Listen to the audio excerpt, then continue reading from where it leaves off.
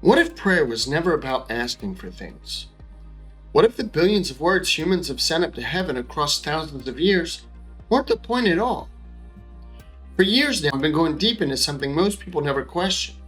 I've been studying prayer, not just Christian prayer or what I grew up with, but prayer across every tradition I can find. Ancient Sumerian texts, Hebrew scriptures, Buddhist sutras, Sufi poetry, and even indigenous practices, the mystics that every religion produced. I'm not doing this to prove one religion right and others wrong. I'm actually doing it to find what's universal, what's underneath all the labels and divisions, what humans knew before institutions got involved. And here's what I keep finding. If you study every ancient tradition that developed prayer independently on different continents in different centuries with no contact between them, they all describe the same thing. Not asking, not begging, not bargaining. Something else entirely, something powerful. And once you see it, you can't unsee it. You also start to suspect something uncomfortable, that somewhere along the way, religious power structures took this powerful practice and changed it, made it complicated, made it dependent on them, robbed us of its true power so that they could control access. Because here's the thing, if prayer actually works the way the ancients practiced it, you don't need a priest, you don't need a temple, and you don't need anyone's permission. And that threatens institutions that profit from standing between you and God. So what is prayer really? What did every culture actually know? Long before there were temples or scriptures or organized religions, humans were praying. Not in the way we imagined, not hands folded, eyes closed, reciting words. The earliest spiritual practices we can identify were about something simpler, just paying attention. Shamanic traditions from every inhabited continent, practices going back tens of thousands of years, centered on altered states of consciousness. Not to ask spirits for favors, but to perceive what ordinary awareness couldn't see. The shaman's trance wasn't about talking to the invisible world, it was about becoming still enough to hear it. The Vedic traditions of ancient India developed meditations before they developed gods to pray to. The rishis, the seers who composed the earliest Vedas, were called seers precisely because prayer wasn't about speaking, it was about seeing. In ancient Egypt, the highest spiritual practice wasn't the elaborate temple rituals, it was het, silent stillness in the presence of the divine. The priests called it listening with the heart. Indigenous peoples across the Americas practiced vision quests, going into wilderness alone, fasting, sitting in silence for days, not to ask the great mystery for things, but to receive what the great mystery had to say. Prayer didn't start as speech. Prayer started as attention. The words came later. The request came later. The bargaining came later. But at the beginning, humans seem to know something we've forgotten, that the divine is always broadcasting. The question isn't whether God will listen to us. The question is whether we'll become quiet enough to hear. So when did it change? When did prayer go from listening to asking? From attention to transaction? We can actually trace this historically, and it happened earlier than most people realize. By the time we get written records, ancient Mesopotamia, Sumeria, Babylon, prayer had already become transactional. The basic structure of Babylonian prayer was praise to God, followed by request. You flatter the deity, then you ask for something. And here's a line from ancient Mesopotamian wisdom literature. Reverence begets favor. Sacrifice prolongs life. Prayer atones for guilt. That's not relationship. That's negotiation.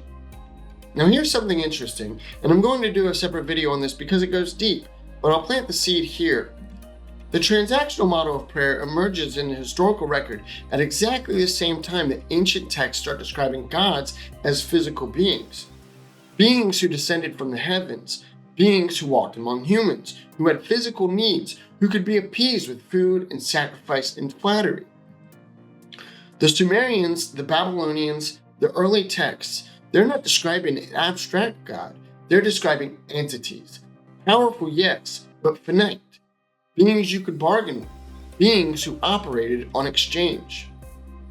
That's a very different thing than what the later mystics discovered. That's a very different thing than what Jesus pointed to when he said, the Father knows what you need before you ask. But again, that's another video. For now, just notice the pattern. Transactional prayer emerges alongside a very specific kind of God. Physical, local, contractual.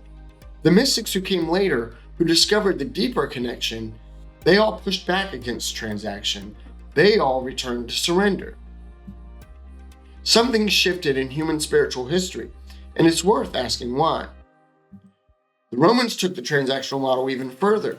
They had a phrase that defined their entire approach to the divine, duetes. It's Latin. It means, I give so that you might give.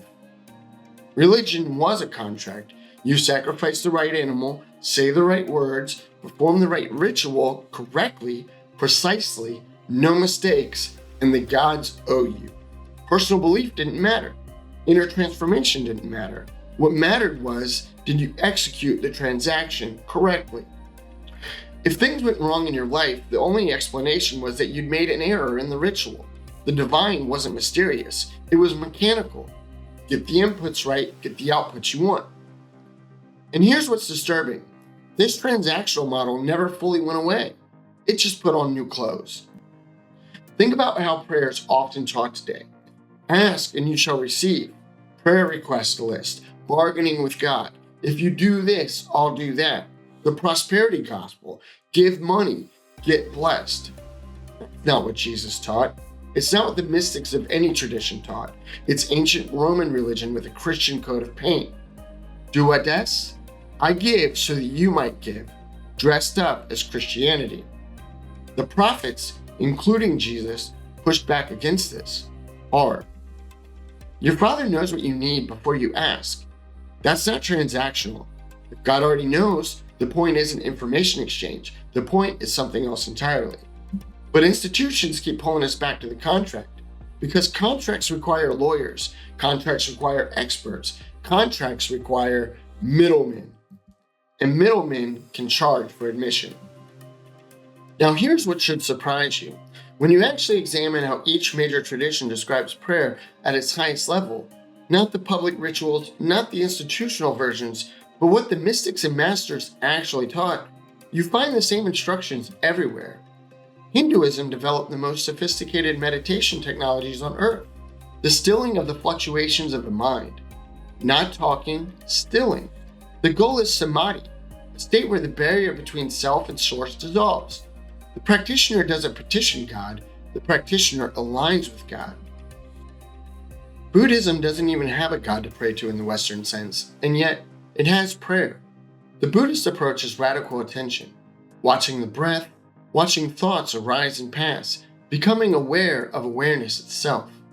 Buddha's final instruction to his followers wasn't pray to me, it was be a light unto yourselves. Enlightenment isn't granted by external force, it's revealed by internal stillness. Judaism speaks of kavana, intentional attention, directed awareness, single-pointed focus on the divine. The Kabbalists taught that words of prayer are just vehicles. The real prayer is the consciousness behind them. Christianity, beneath the institutional versions, has always had its contemplatives. The Desert Fathers of the 3rd and 4th centuries fled cities to sit in silence in the Egyptian wilderness, seeking what they called the haizisha, stillness, peace, inner quiet. They practiced the prayer of the heart, repeating a simple phrase until thinking quieted and something deeper emerged.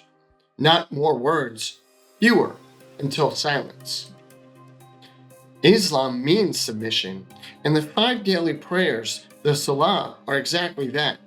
The movements, the Arabic phrases, the bodily prostration, all designed to break ego's grip, to surrender the self's agenda to Allah's will. But the Sufis went further. They practiced dhikr, remembrance of God, through repetition until the repeater disappeared into what was repeated. Rumi wrote, "Silence is the language of God. Everything else is poor translation." It's different languages, different continents, different centuries, same posture. So if every ancient tradition knew this, why don't we? Here's where my research keeps leading me to an uncomfortable conclusion. And the deeper I dig into the original languages, into the texts institutions don't teach, into the mystics who are silenced, the more convinced I become. Institutions profit from complexity. Power structures profit from your dependence. Think about it. If prayer is simple, stillness, attention, surrender, then you don't need a priest to teach it. You don't need a temple to house it. You don't need elaborate rituals to perform it. You don't need to pay anyone for access. You don't need them. But if prayer is something only specialists understand, if it requires sacred languages, consecrated spaces, ordained officiants, approved formulas, correct doctrines, then suddenly institutions become necessary, hierarchies become justified, power becomes centralized, and the money starts flowing, control gets established, and the simple practice that could set you free gets buried under layers of complexity designed to keep you dependent. The prophets taught simplicity, direct access. Go into your room and close the door. Be still and know. No intermediaries needed. But institutions added complexity. They inserted themselves as mandatory middlemen between you and the divine. They took something free and infinite and made it scarce and controlled. Jesus taught solitary prayer in closed rooms. Christianity became mandatory mass attendance in cathedrals, with professional clergy controlling access to God. Buddha taught self-reliance and direct investigation. Buddhism in some forms became guru transmission, temple hierarchy, and monastic gatekeeping. Muhammad taught direct submission to Allah. The word Islam literally means surrender. It became scholarly gatekeepers who controlled interpretation, who told you that you weren't qualified to understand the divine without their mediation. This happens across every tradition. The pattern is too consistent to be a coincidence. I'm not saying institutions are entirely bad. Some preserved the teachings that might have been lost. Some created communities that supported practice. But the pattern keeps repeating. The mystic discovers direct access, then the institution restricts it. The prophet tears down the veil, then the religion builds a new one. And here's what I've come to suspect. What all my research keeps pointing to. True prayer threatens institutional power, because true prayer connects you directly to the source. It bypasses all intermediaries. It makes you realize you never needed permission or payment to access what was always freely available. This is why the mystics were so often silenced, exiled, or killed, by the very religions who claimed to follow the same prophets who taught what the mystics practiced. Meister Eckhart, the Christian mystic, was condemned by the church. Al-Hallaj, the Sufi, was executed by religious authorities. The Gnostics were hunted and their texts burned. The Cathars were massacred. Every tradition has its list of mystics who got too close to the direct experience and paid for it. The power of prayer wasn't lost by accident. It was hidden, deliberately, buried under ritual, obscured by complexity, kept from ordinary people who were told they weren't qualified, weren't holy enough, weren't educated enough to access it directly. You need us, the institution said. You can't do this alone. But that was never true. The technology is still there. Every tradition preserved it, even if they locked it away in mystic texts and contemplative corners. And anyone willing to dig past the institutional layers can find it again. So where does Jesus fit? This is where my own journey gets personal, because I grew up with Jesus. I was taught about prayer in a Christian context. I said the prayers I was given, I went to the services, I did what I was told. And for a long time, I assumed what I was taught was what Jesus actually taught. But when I went back to the source text, when I learned enough to read the originals, when I looked at what Jesus said and what he did, not what the institutions built around him later, I found something that changed everything for me. Jesus wasn't teaching what most churches teach about prayer. He was teaching what every mystic and every tradition teaches. First, what he said. When you pray, go into your room and close the door. Solitude, privacy, withdrawal from public performance. This is the exact opposite of what most religious prayer has become. Performed in public, meant to be seen, validated by the community. When you pray, do not babble like pagans who think they will be heard for their many words. Your Father knows what you need before you ask him. Your Father knows what you need before you ask. If God already knows what you need, then what's the point of informing Him? Why are we all spending all of this time telling God things? The point clearly isn't the information. The point is something else entirely. Now, what Jesus did. After his baptism, Jesus went into the wilderness for 40 days, fasting, silence, no words recorded, no petitions, just sustained stillness. Before major decisions, he would withdraw to mountains alone, spending entire nights in what the Gospels call prayer. Not formal prayers in a synagogue, solitary, silence under stars. The night before his death, he prayed the same prayer 3 times. Not my will, but yours. That's not a request for information or favor. That's complete surrender, total alignment, ego dissolving into source. And when Jesus was finally fully aligned, he said something remarkable. I and the Father are one. Not, I have a good relationship with the Father, not the Father listens to me, but one. The barrier dissolved, the separation gone. Jesus didn't invent prayer, he practiced the oldest form of it. What he taught was exactly what the shamans knew, what the rishis discovered, what the desert fathers would later rediscover, what the Sufis would put into practice. Prayer isn't a conversation where you do the talking. Prayer is an alignment where you do the listening. Jesus sat in the exact same posture, literally and spiritually, that every mystic in every tradition has sat in. The only question is, why did we stop? So if prayer isn't asking, what is it? Now some of you might be thinking, wait, what about the secret? What about the laws of attraction? Didn't Rhonda Byrne and those teachers say that those thoughts create reality, that we can manifest what we want by focusing on it? Here's what's interesting. The Secret sold 30 million copies because it touched something real. There is a frequency. Consciousness does shape experience. The ancients did know something about alignment. But The Secret got something fundamentally backwards. It made prayer about getting what your ego wants. Visualize your car, manifest the relationship, attract the money. The universe is a cosmic Amazon. Place your order, believe hard enough, and it ships. That's not what the mystics taught. That's not what Jesus practiced. That's actually the opposite of what every ancient tradition discovered. The mystics didn't say, align the universe with your will. They said, align your will with the universe. That's the difference between magic and prayer. Magic tries to bend reality to serve your agenda. Prayer releases your agenda to serve reality. Not my will, but yours be done. The Secret kept the frequency concept, but inverted the direction. It turned surrender into demand. It turned thy kingdom come into my kingdom come. And that's why it doesn't work. Not really.